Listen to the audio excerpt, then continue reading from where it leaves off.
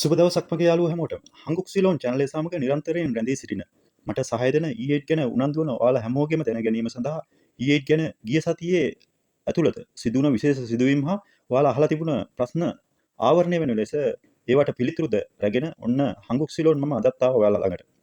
ඉතින් ඔයාලා හැමෝම දන්න E8 ගැන කවුරුත් කතා වෙන කාලයක නමුත් නිවැරදි තොරතුරු කිසිවෙක් නොකියන කාලයක සමහරු බොරු තොරතුරු පතුරවන කාලයක E8 ගැන මුලින්ම කියන්න පටන් ගත්තා මම.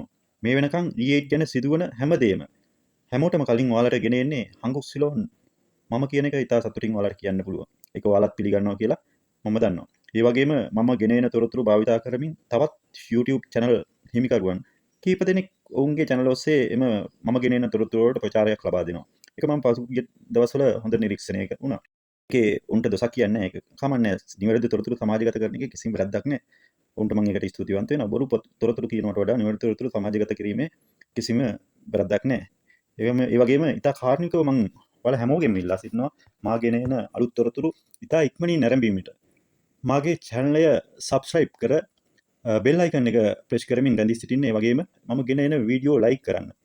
comment section එක භාවිත කරමින් ඔයාලට තියෙන ප්‍රශ්න මගෙන් විමසන්න. ඒ වගේම comment section එක යොදාගෙන මම ගෙන එන වීඩියෝ වල යම් වැරද්දක් ගුණදොස් හෝ විවේචන තියෙනවා නම් ඒවා මම දිරිමත් කිරීමක් කරන්න පුළුවන් නම් ඒවත් comment section එකෙන් භාවිත කරමින් කරන්න කියලා මම ඉල්ලා සිටිනවා. ඒ වගේම ඔයාලගේ යාළුවෝ ඇති ඔයාලට විවිධ WhatsApp messenger group ඇති මම ඒ වගේ E8 ගැන උනන්දු වෙන පිරිස ඇති යාළුවගේ දැන ගැනීමට මම ගෙන එන වීඩියෝ වල link එක ඔස්සේ share කරලා උන්ගේ දැනුම වැඩි කරන්න. ඒ වගේම මටත් යම් සහයක් වෙන්න කියලා මම ඔයාලගෙන් ඉතා ආදරෙන් ඉල්ලා සිටිනවා. වගේම මම මගේ අනිත් සමාජ මාධ්‍ය වල link ඔයාලට ලබා දී තිබෙනවා.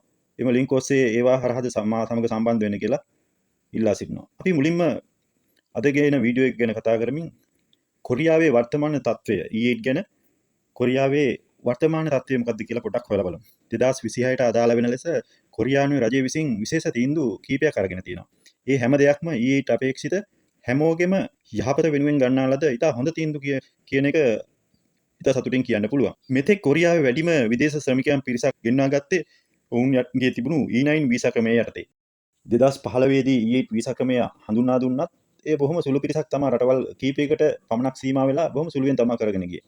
නමුත් කොරියාවේ අලුතින් පත් වෙලා තියෙන රජය කොරියාවේ ආර්ථිකයට ලොකු හයියක් ලබා දෙන කුසිකාර්මික අංශය ගැන වැඩි අවධානයක් යොමු කරලා තියෙනවා. ඔවුන් කුසිකාර්මික අංශයට අවශ්‍ය ශ්‍රම හිගේ පියවීමට E8 ගැන ලොකු විශ්වාසයක් තියලා 2026 ඉඳලා E8 මගින් රටට ගෙන්නන ශ්‍රමිකයන් පිරිස ඉතා විශාල ලෙස ඉහළ දාලා තියෙනවා. ඒක පෙර වසරවලට වඩා ඉතා විශාල වැඩිවීමක්. 1,90,000ක වගේ පිරිසක් වසරට උන් ගන්න තීරණය කරලා තියෙනවා. ඉතින් ඒක E8 අපේක්ෂිත හැමෝටම ඉතාම සුබදායි පණිවිඩයක්. ඊට අමතරව කොරියන් රජය E8 ගැන කටයුතු කිරීමේදී රජයන් අතර ගනුදෙනු කරනවා වෙනුවට පෞද්ගලික අංශයේ සහයත් ලබා ගැනීමට උන්ගේ මුල සිටම E8 වල ක්‍රියාදාමයේ තිබ්බ. නමුත් ඒක ටිකක් යටපත් වෙලා තිබ්බ. සමහර රජයන් වල ප්‍රතිපත්ති නිසා. නමුත් ඔවුන් නැවතත් ඒක ඉස්මතු කරලා ප්‍රකාශයට පත් කරලා තියෙනවා E8 වලට පෞද්ගලික අංශයේත් යම් මැදිහත් වීමක් කරන්න පුළුවන් කියන එක. ඉතින් ඒකට සාක්ෂි සහිතව මම ඉදිරියේදී වීඩියෝ එකකින් ඔයාලට පැහැදිලි කිරීමක් කරන්නම්. මේ මොන දේ වුණත් E8 මගින් කරන්න නියමිත මේ හැමදේම කොරියන් රජයේ ගත්ත මේ ප්‍රතිපත්තිමය තීන්දුව හැමදේම E8 මගින් විදේශ රට ගත වීමට එහෙම නැත්නම් කොරියාව බලා යාමට බලාගෙන ඉන්න ඔයාලා හැමෝටම ඉතා සුබවාදී පණිවිඩ තමයි මේ හැම දෙයක්ම තියෙන්නේ. ඊට අමතරව පසුගිය දිනවල මම කියපු විදිහටම පැවති සම්මුඛ පරීක්ෂණවල වර්තමාන තත්ත්වය සහ ඉදිරියට සම්මුඛ පරීක්ෂණ පැවැත්වෙන විදිහ කොහොමද කියලා. ඔයාලා හැමෝම දන්නවා පසුගිය දිනවල මම කියපු විදිහට ඌව පළාතේ හා මධ්‍යම පළාතේ බදුල්ල හා නුවර විදේශ රැකියා කාර්යාලවල සම්මුඛ පරීක්ෂණ පැවැත්වුවා. මේ මාසේ 15 පමණ වනවිට කොරියාවේ යොන්වෝල් පළාතෙන් පැමිණීමට පළමු ජොබ් බෝඩරේට අවශ්‍ය ශ්‍රමික පිරිස සූදානම් කිරීම සඳහා එම මුල් කණ්ඩායම සඳහා මූලික තෝරා ගැනීම දැන් අවසන් වෙලා තියෙනවා. එම තෝරාගත් පිරිසට යොන්වෝල් පළාතෙන් පළමු ජොබ් බෝඩරේ ආවහම එම ජොබ් බෝඩරේ සිටින පිරිසට අදාළව කොපමණ පිරිසක් කොරියාවෙන් බලාපොරොත්තු වෙනවද කියන එක බලලා ඒ සම්මුඛ පරීක්ෂණ සඳහා සහභාගී වුණු පිරිසෙන් තෝරාගත් පිරිසට දැනුවත් කිරීම නාවල බියුරෝ ඒජන්සි ආයතනය මගින් සිද්ධ කරයි. ඒ දැනුවත් කිරීමෙන් පස්සේ උන්ට ඉදිරි වැඩ කටයුතු සඳහා බියුරෝ ඒජන්සි සමග එක්වීමට පුළුවන්.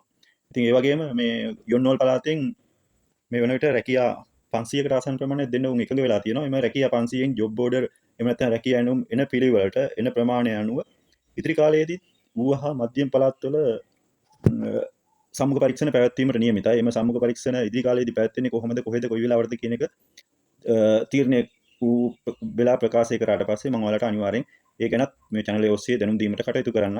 ඒ ගැන අවධානයෙන් ඉන්න කියලාත් මම ඉල්ලීමක් කරනවා. ඊට පස්ව අපි කතා කරමු යොන්නෝල් පළාතට අමතරව රැකියා එනුම් ලැබීමට නියමිත අනික් පළාත් මොනවද, කවද්ද, කොපමණ ප්‍රමාණයක්ද කියලා. කොරියාවේ වන්දු හා සර්ජෝන් පළාත්වලත් බෝසෝන් ගුන් කියන පළාත්වලත් අපිට මෙම සීසන් එකට රැකියා එනුම් ලබා දීමට නියමිතව ඒ වගේම වැඩ කටයුතු අවසන් කරලා එකඟ වෙලා තියෙනවා.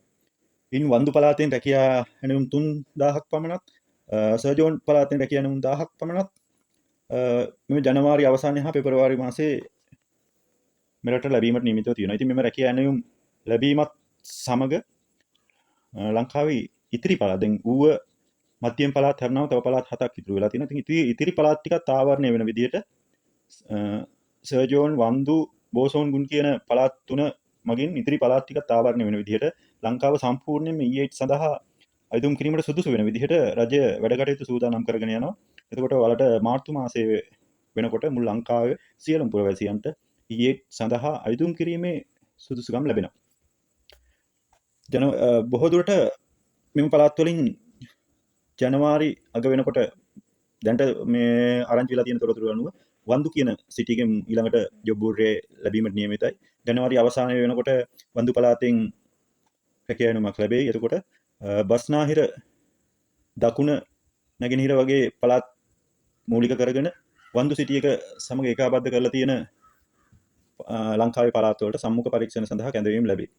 ඉතින් ජනවාරි අවසානයේ පෙබරවාරි එම වැඩ කටයුතු අවසන් කරලා මාර්තු මාසයේ උන්ට බොහෝ දුරට කොරියාව බලා පිටත් වීමට අවස්ථාව උදා වෙයි.